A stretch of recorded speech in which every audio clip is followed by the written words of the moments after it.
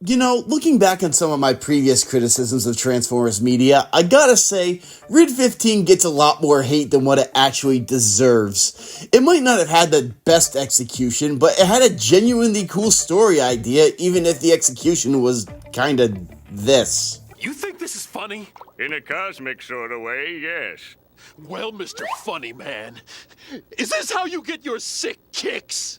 What? It's just an ordinary crabby... Oh my goodness! Squidward!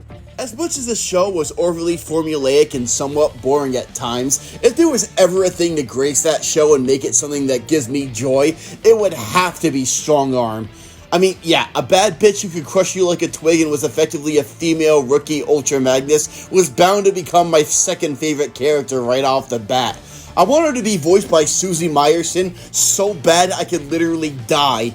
What's up? I got a joke in. Finally. Took me 4 weeks to get the hang of it. No, it took them 4 weeks to realize their fucking cocks wouldn't fall off if they put a lady joke in. There's something with me and Autobots that don't get enough representation in media that I really love, man. I mean, shit, I want a whole series of just mundane news reports from Cybertron where Slandance travels the galaxy reporting boring shit like traffic. I want a campy, stupid buddy cop show of Ultra Magnus and Strongarm trying to hunt down old Western-style Decepticons. Hire me, Hasbro, you cheap fucks. So when Hasbro announced they'd finally be getting the first deluxe figure of her in 9 years, I completely lost my shit. Only to realize it was gonna be another fucking Elita 1 retool. Oops! To say Legacy Strongarm was a figure I was expecting basically nothing from would be quite a bit of an understatement. I mean, look at this Fisher-Price trident from the Little Mermaid yee-ass head sculpt. This shit looked horrible in stock images, because Hasbro's whole philosophy about stock images is crank up the contrast by 900% and severely mistransform the figure and we'll sell a ton of these puppies. Cool. Very nice. Total success. For the love of God! For the love of God! Please! You know that you hired some quality photographers when the stock imagery for Pterosaur has both the waist and the legs on fucking backwards. But Strongarm genuinely knocked my socks off. I cannot believe how well they did with this truck mode with a design that looks so different from the other molds. This thing's a blocky, undersized battering ram on wheels in all of the best ways possible. Starting with the blue striping and stark, clean white paint done with immaculate precision and care. It might only be 2 colors aside from the siren, but it's done so well that it just looks premium. But with every paint job done with this much care comes the question of longevity, and unfortunately the black on her front bumper chips off like a certified motherfucker. If you buy her, I'm not saying that she's guaranteed to have all her paint chip off, but you're gonna want to carry a Sharpie with you at all times. Because I cannot get it to stay on past a couple dozen transformations. This is why reviews take so long with me. Longevity is something that reviewers never really talk about, and I play with the figures a lot before I review them. But make no mistake, if you're careful and gentle, this paint job is on some God mode shit. The contrast of the camera struggling to keep up with this vibrant and glorious color scheme. And you know what? For once, I'm here for it. Even if it means lighting takes 9 hours to fix! Strongarm follows the same transformation template as Minerva or Elita 1, except for the way that the backpack works. You have to move the door wings, arms, and shoulders as far apart as they can go to avoid any paint scraping, and all of this was done just to make sure that the door wings were still a prominent part of her design. But this has also created a lot of restrictions on how much room her upper body has to move. Other than that, it's a pretty straightforward transformation that's actually really satisfying and fun to pull off.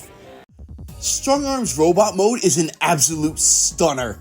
That head sculpt has some of the most detailed and accurate paint out of any Chug figure I own at the moment. From the royal yellow crown atop her absolute queen bitch head, tiny blue and yellow accents on the sides, and even her blue lipstick. This head has a strong confidence that makes it almost seem like Hasbro's capable of creating expressive and emotional head sculpts. Weird concept, isn't it, Toby? I also just wanted to say they did a gorgeous job of translating the painted on details from the hood onto her chest. Yes, you could say this is full forming technically, but I could also say that I really don't give a shit. What I do have to say is that on Alita 1 and Minerva, the joints are pretty damn weak, and considering this is arguably the third bloody reuse of this mold, I don't quite understand how this turned out to be the best quality of all three of them. The joints on this thing are so strong and smooth, it's almost insulting to the other uses of this mold, and the posability stands to boot as a result.